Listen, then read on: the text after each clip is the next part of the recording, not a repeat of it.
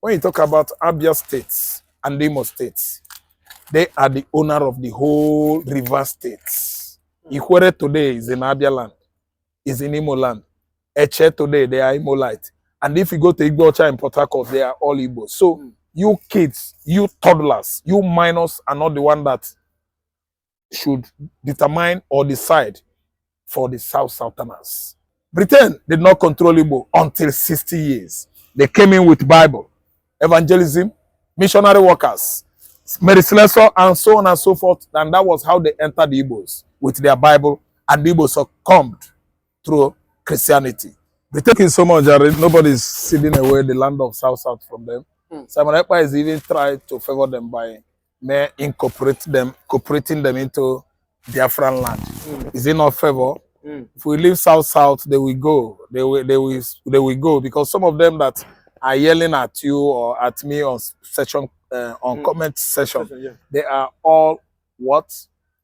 Misconstrued. They are all misguided. They don't know what they are saying. Misinformed people could never speak to the elders of that land. It is the Ohaneze, South that will actually decide. So that's why we are not fighting over that issue.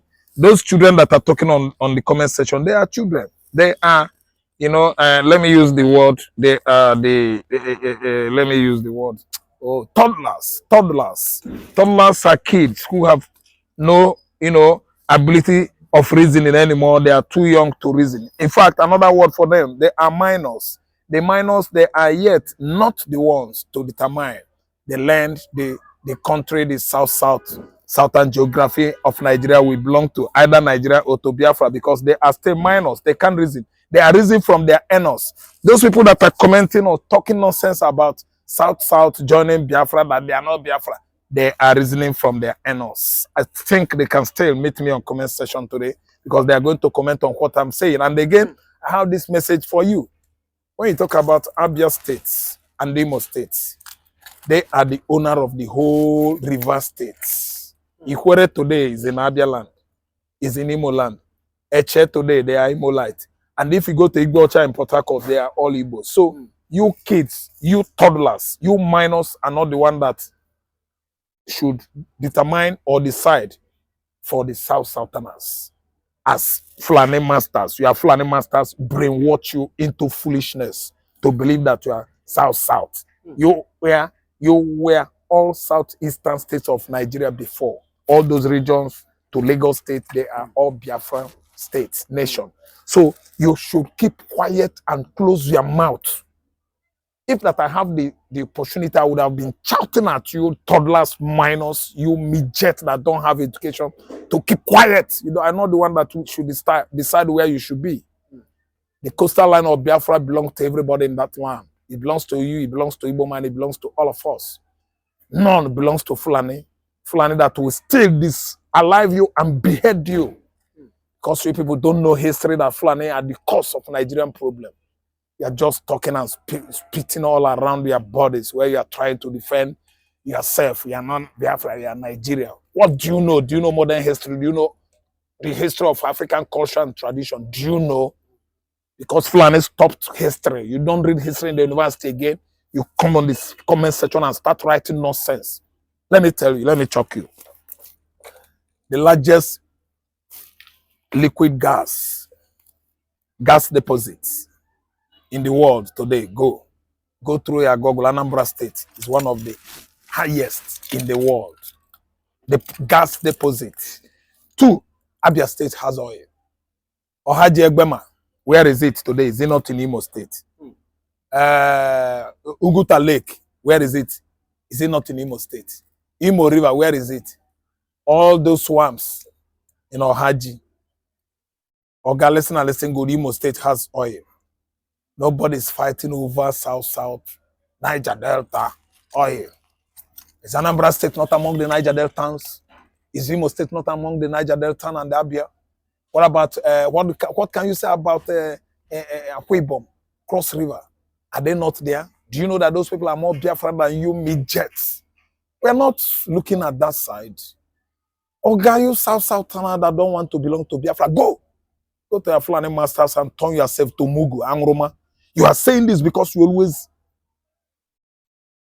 finish yourself with a jaw drink, ogogoro, raw one? Is it not because of drinking? As you were doubting and doubting and attacking me on comment section, you were busy drinking your ogogoro and eating your dry fish. People that cannot work hard, like Igbo man, you drink a jaw, kai kai, live one, and your brain has been doused up, dragged, mixed up with a jaw, ogogoro, raw kai kai. That's why you are talking nonsense out of context. You want to belong to Nigeria. You want to belong. When Biafra goes anywhere you like, belong. We are not begging you. Are we not surviving? You're the German that is claiming you have the oil.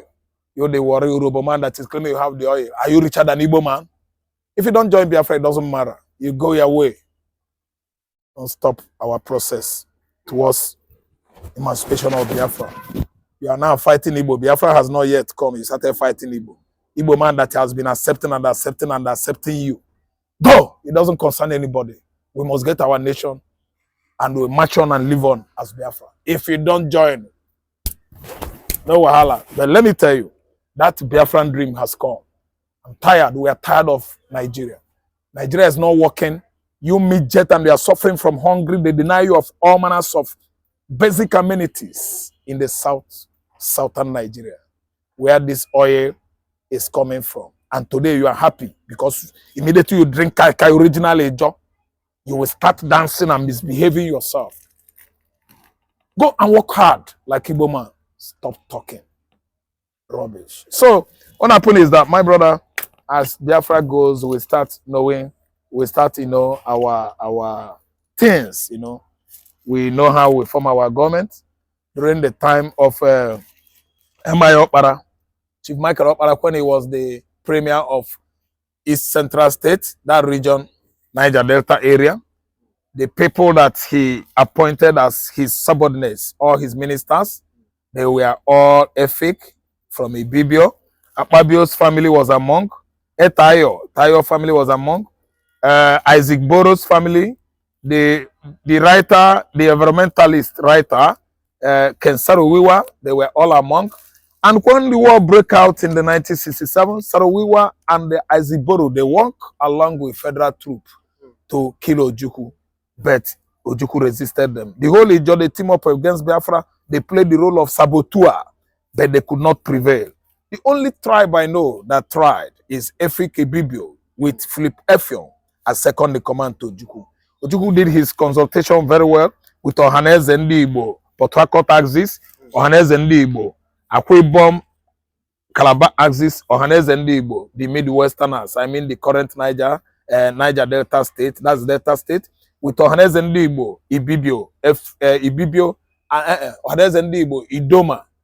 I don't understand. Idoma and the Egala, they all did meeting and agree that Hausa Fulani would never ever succeed on annihilating or extermination of the Igbo race. That was how the war escalated, and the Igbo man actually defended too well. Today, we know actually who fought the war. It was Egypt, it was Cameroon, it was Chad, it was Niger.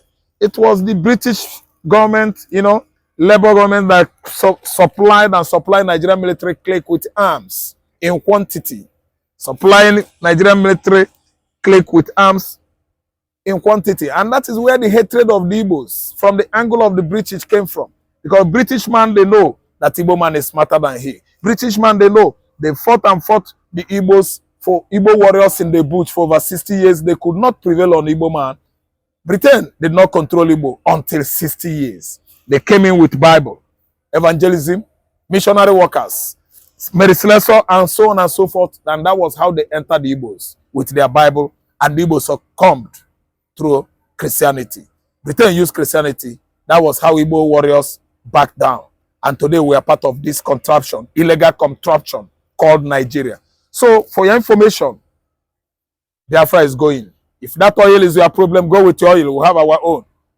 But Igbo man to have industry, to have a dredge River Niger into Atlantic Ocean is too possible. At least dry port is still possible. International ports, they are everywhere. Production companies, industrial hub, Aba is there. So we are not much worried, bothered about your so-called oil. Go with your crude oil. and continue drinking. Drinking spree, Ijo, Kai Kai, and remember your Fulani masters. They are with you. And you should check on your own population. How many are you in number that we will start Fulani in the north? Thank you. You divisive set of people of Niger Delta region.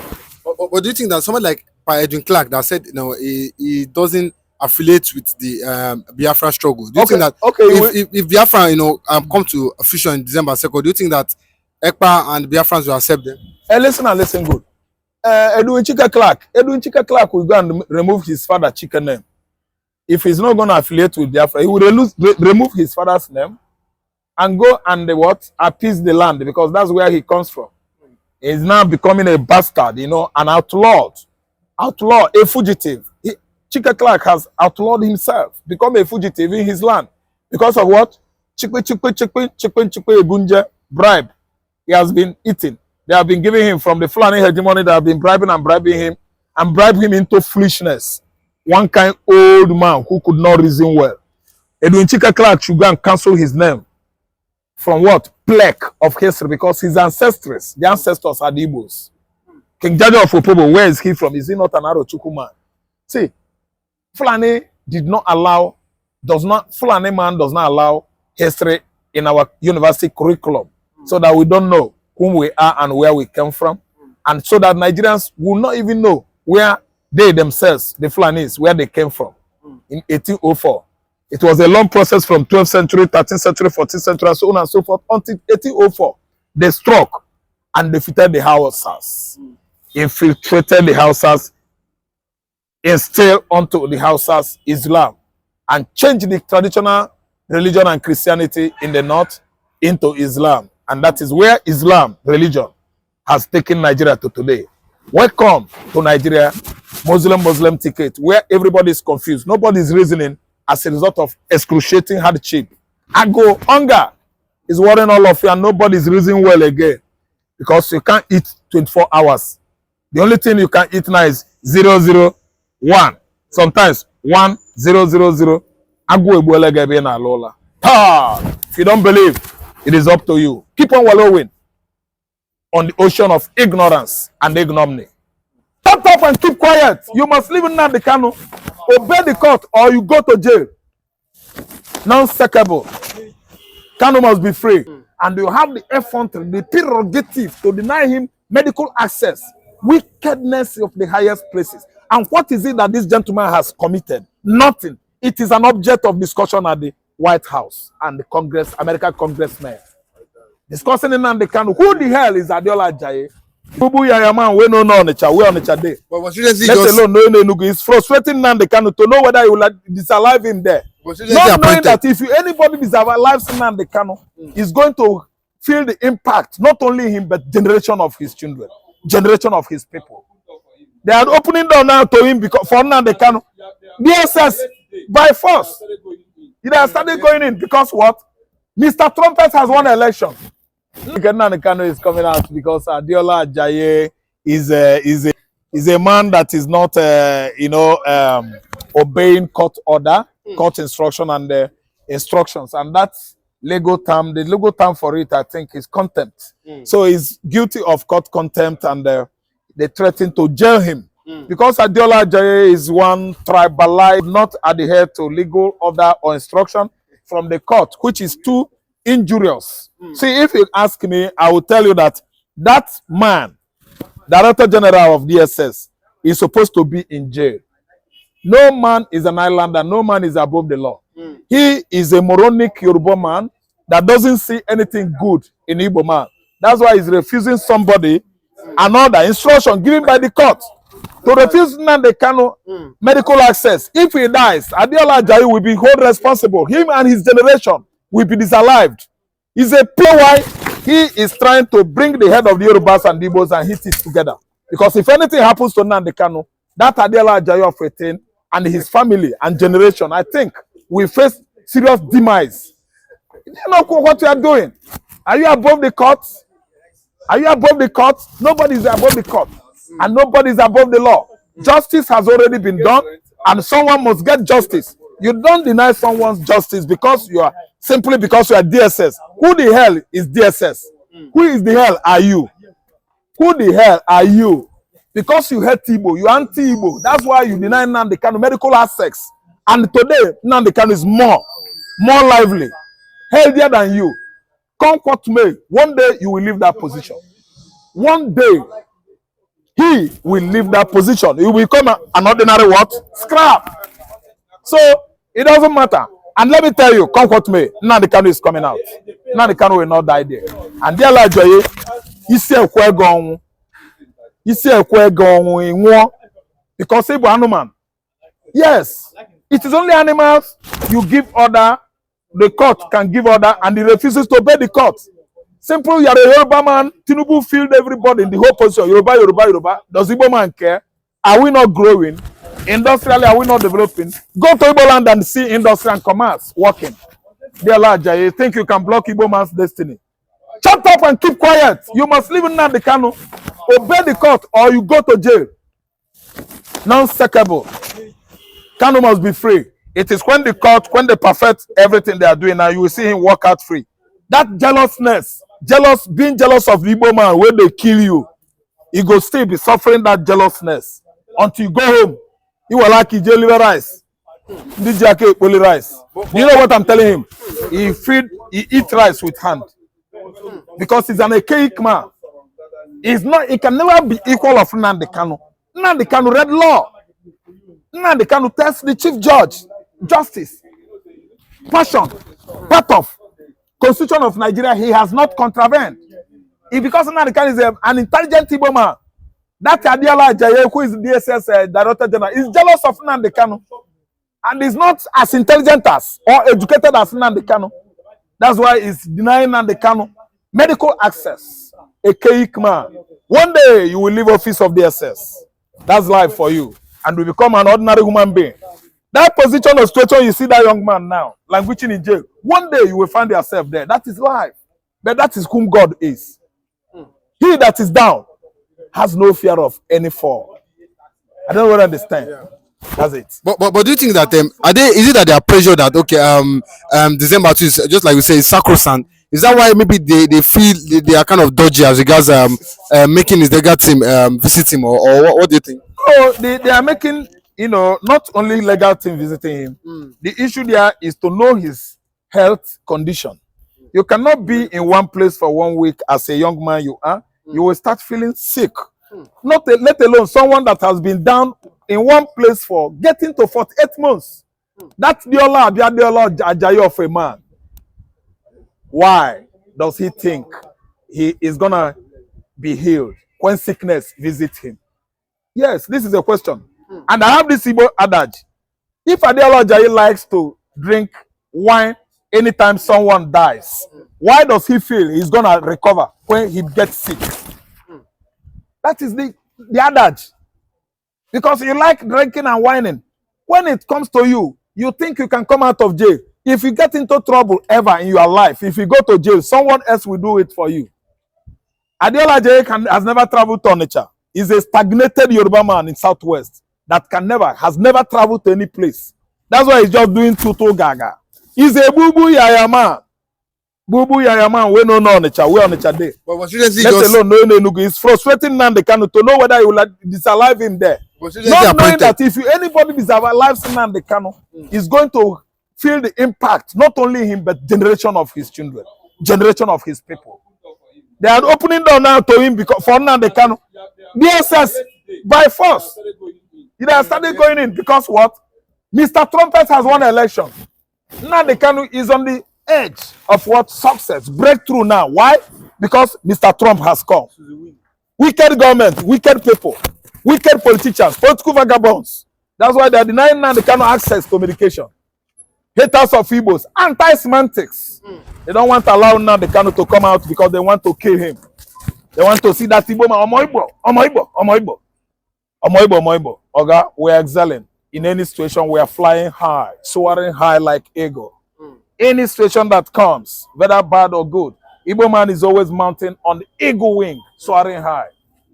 Over the mountains, high altitude. If I have wings like dove, We fly away over the mountain, over the seas. Everybody wishes to be an Igbo man. That is what Adiola Ajayi is wishing to. Everybody want to be Igbo. Everybody want to be Igbo. Look at the most popular man today is down in the cell, DSS cell. And you have the effrontery, the prerogative to deny him medical access.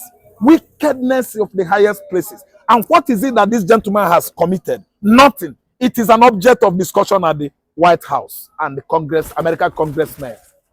Discussing Nnamdi Kanu. Who the hell is Adiola Ajayi? Corrupt juggernauts. Disgruntled public office holders in Nigeria denying Igbo man access to basic amenities, denying Igbo man his own freedom because he's asking for his emancipation. See, emancipation of the Prince of Africa is here. Britain, you are going to eat concrete. Adiola Ajayi is going to eat concrete. When Nnamdi Kanu comes out, Biafra is going. Adiola Ajayi, you can come and stop Biafra. Ekpa. Southsouth and also stop their mouths. The land there over there is Biafra. And there was never a time Igbo man like Ekpa or Nnamdi is contesting for the oil land. What we are contesting for everybody is freedom. If we go there, we join ourselves together, we run a successful economy. An economy that will favor everybody. If that could bring any bad blood or another fight, I think South, we can leave them. So oil is not the problem. What we are agitating for is let Biafra go their own way in a peaceful way. South themselves are not fighting Biafra now.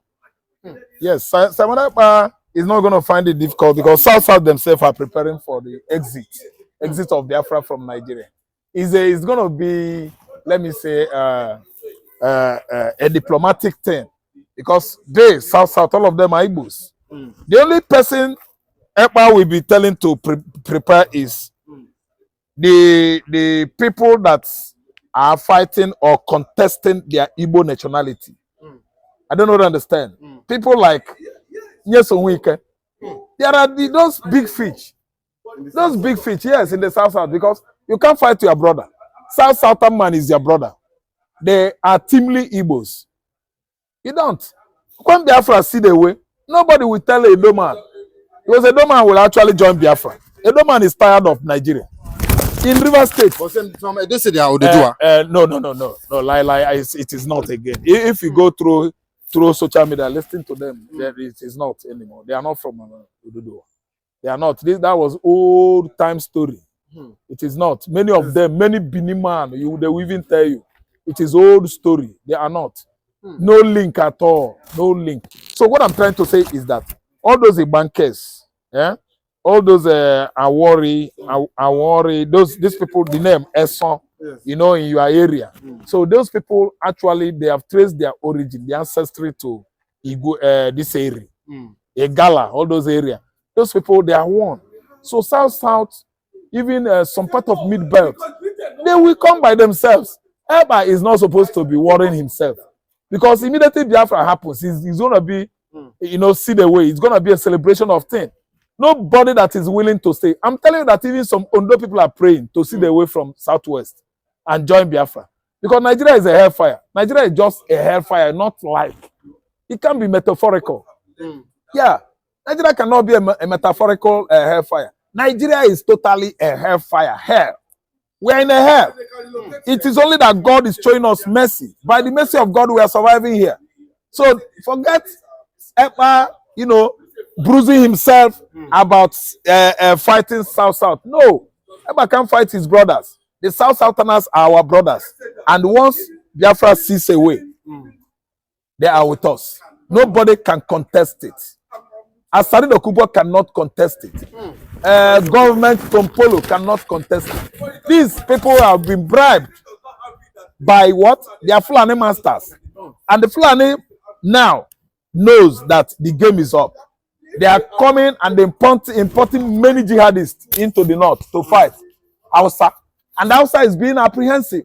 They know it. They are being apprehensive that the Lakruwa, Ansaru, Hesme, Lukarawas, they are all Fulani mercenaries. They just want to team up with Fulani and they grab the land, Islamize every Christians, everybody in the north. That is the agenda that Osman Dan Fodio was at least, funding for many years now. Osman Dan Fodio, their founding father, was the one that brought all these ideologies of Islamization of things in the north. And it seemed that Nnamdi Kanu has been at least watched the Hausas into believing in their weak point in the past, that the Hausas were made slaves by the Fulanis. And that's why Fulani has actually seen that Hausas that have begun to understand where they come from, started importing all manner of jihadists from Middle East, from Libya, from Niger, from Mali, and so on and so forth. All those Sahel countries. So it is a war, and it is war for the north, because jihadists that come to south, they are wasting their time. They will all go in what? Body sacks. Yes, they will all be disallowed. None of them will remain. Even one will not escape. So it is hunger and other things that they will use to fight the Hausas when they have actually at least blocked them from farming, having access to their farmlands. And if you look at what is going on in the north today, it is hunger everywhere. There is food drought, much food scarcity.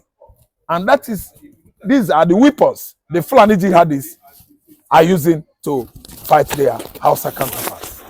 But we've seen some of these Niger Delta people, they've come and said that why Saman Ekpa is trying to cajole them to come to Biafra is because of their oil. The oil, they know they have enough reserve of oil, there in the Niger Delta. That's why Ekpa is wanting to take over the South as well as the Southeast. South should shut up their mouths.